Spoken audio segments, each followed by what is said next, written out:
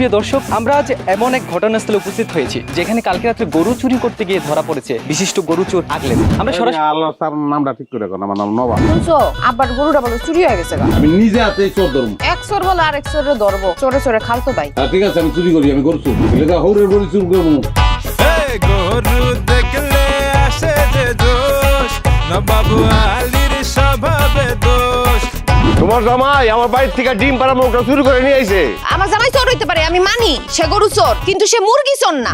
অরতে বুঝে গেছি আমি, আমার চুরিতে বরফ নাই গেলিগা। ঘরের বউ যদি দোয়া না রে, চুরিতে বরফ পাওয়া যায়। এই যে গরু চুরি কইরা তারপরে জেলে গেছ, জেলের থেকে ওখানে বাইরে হইছ, এই জুতার মালাই বালা, তোর কলার মাঝে ফুলের মালা শোভা পায় না। বাড়িতে গরুর মাংস টাংস নাই। বাড়িতে তো গরুর মাংস নাই। গরু চোরের ঘরে গরুর মাংস নাই।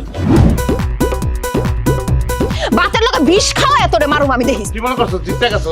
আমি জিতে গেছি, আমি ভাতই খাবো না। তো গরু চুরি আমি জীবনে ছাড়বো না। তুই ছাড়বি, তোর বাপে ছাড়বো। এই চোরের বাচ্চা, চোর খারাপ। তুমি তো আজ পর্যন্ত চুরিটাই ঠিক মতো শিখলাম না। চোরের কইতাছো যে চুরি গে নাই? আমার মন তো এখন পর্যন্ত চুরি করতে পারো নাই। মনটা যখন চুরি করতে চাই, মন চুরি করতে হলে গরু চুরি ছাড়তে হইব। কিসে পেটে অসুখ। প্যারে আমগো সন্তান।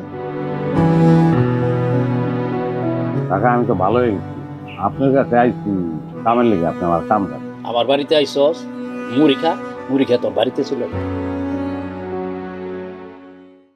দেশটা মোদের বুকের ভেতর রাখা আছে। এই স্বপ্নগুলি দেশের সবচেয়ে বড় সম্পদ। আমরা বিশ্বাস করি এই স্বপ্নগুলিতেই তৈরি হবে স্বপ্নের বাংলাদেশ।